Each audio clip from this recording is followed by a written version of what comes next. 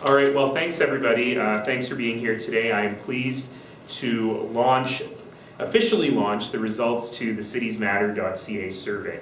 As of now, Calgarians can go to citiesmatter.ca to learn where 3 of the federal parties stand on civic issues.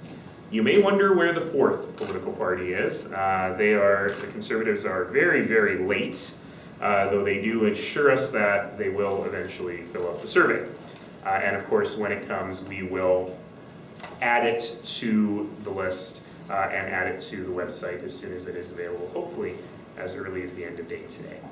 Nonetheless, Calgarians can go today to citiesmatter.ca to see very detailed responses from the Liberal Party, the New Democratic Party, and the Green Party of Canada. And I want to say that in contrast to previous years and previous elections when we've done this survey, all of the results that we have found have been extraordinarily detailed.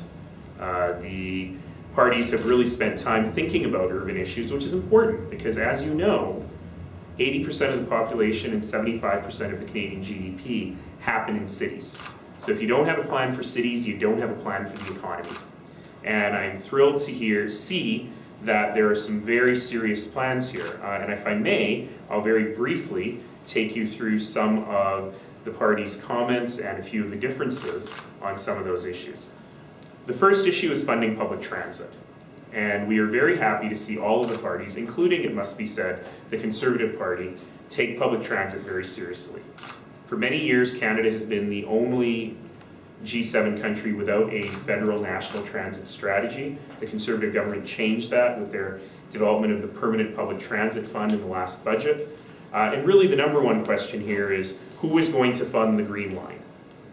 And the good answer is they all will.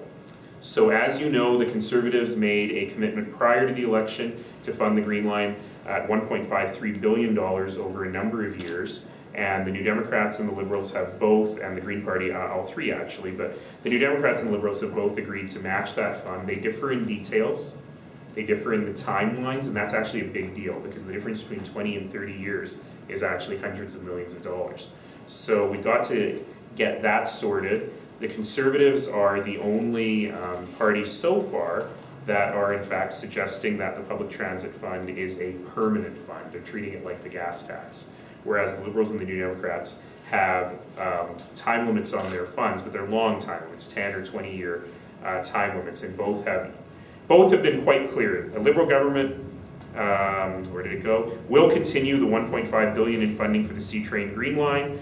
And when the New Democrats were asked, will you honor the federal government's commitment to fund the Green Line, their simple answer is yes. So we're very, very pleased to see that. Of course, the issue of infrastructure is a vital one.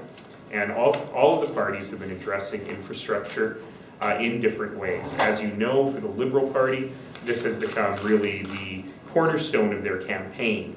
Their initiative to double federal infrastructure investment to $125 billion over the next decade, reaching an additional $9.5 billion by year 10.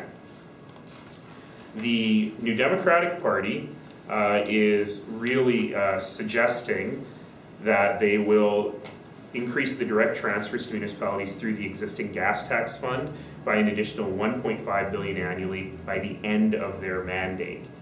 So it means that the City of Calgary would receive approximately $1 billion more than we get now, but at the end of their mandate, whereas the Liberals are suggesting that that would happen immediately.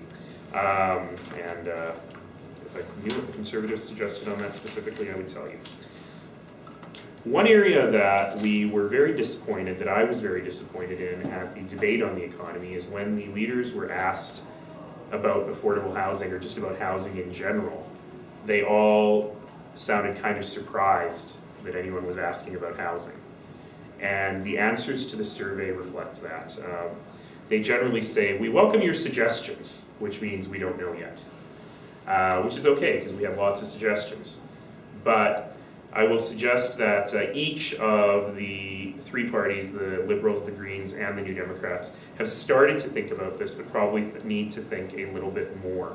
Highlight of the New Democrats' platform is that they will introduce an Affordable Housing Act, which will recognize housing as a right and lead to the development of a national housing strategy. Sounds good, but the danger in that, of course, is if housing is a right but there is no funding to go beyond that, it makes life very, very difficult for those of us at the municipal order of government. However, they are the only ones who really are supporting direct funding to replace the funding that is being cut as a result of agreements expiring at the CMHC. That's very complicated, but it's a billion-dollar thing that we need to sort out. Liberals have suggested that as part of their investment in infrastructure, they will prioritize significant new investments in affordable housing and seniors facilities. As well, they will provide $125 million per year in tax incentives to increase and substantially renovate the supply of rental housing. That is a very big deal.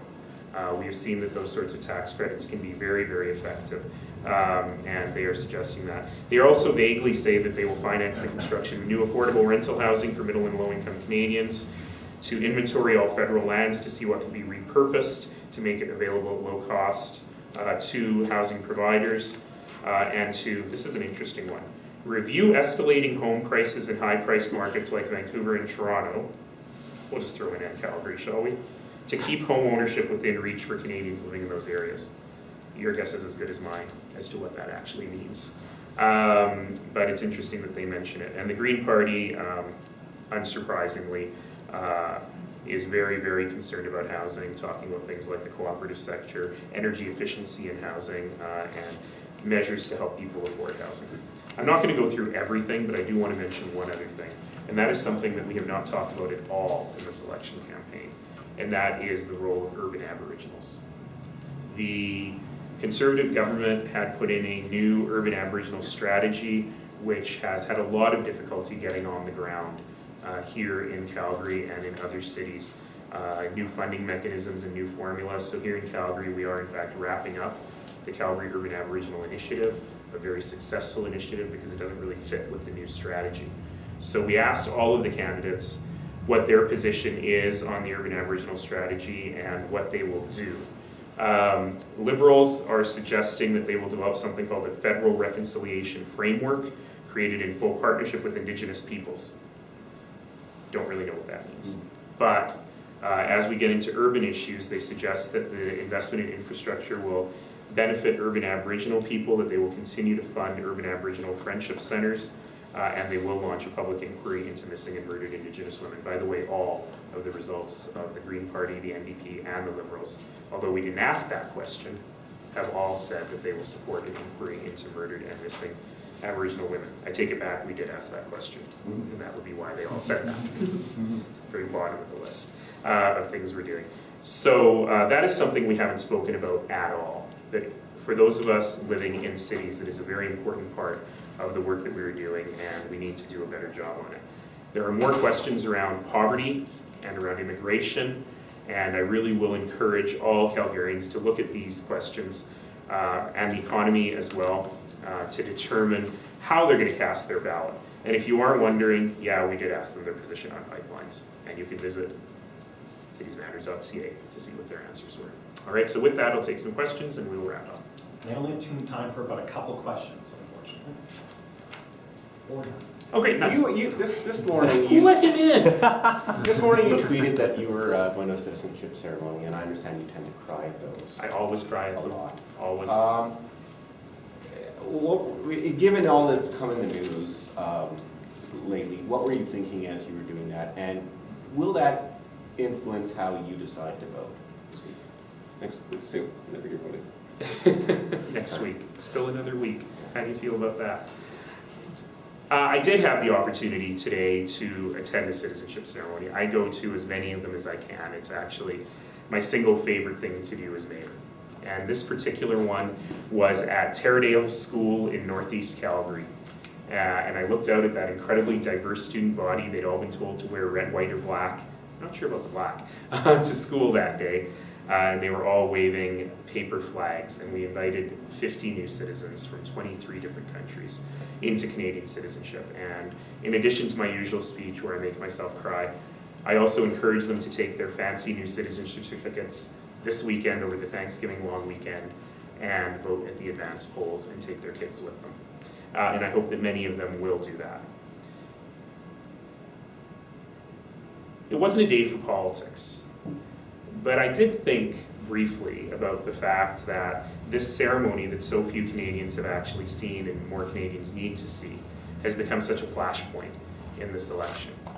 And for me, I would strongly suggest that, of course, people should vote based on their principles and on their values.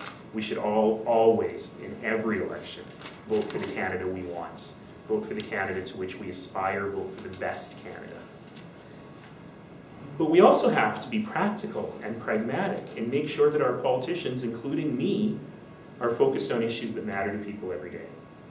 And if that's about cutting people's congestion, cutting congestion and cutting people's commutes, and giving them back the time that's stolen from them in congestion, if it's about decent housing for all of our neighbors, a decent roof over your head for everyone, if it is about supporting the economy through supporting cities, if it's about building infrastructure, if it's about focusing on water and wastewater, those are the things that I think people should look at.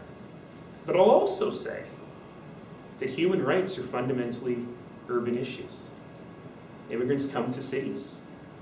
We in these cities make a promise to new Canadians, a promise that they will have the opportunity to live a great life here. And so in speaking out about human rights issues, we were very much speaking about urban issues. In the same way as I spoke when I spoke about gay-straight alliances in our schools and keeping our students safe. In the same way that I talked about a politician in my own riding who suggested that people can only be represented by people who look like them. These are all issues of human rights, and they are truly urban issues, and of course, that forms a part of how all of us make our decisions about the kind of Canada that we want.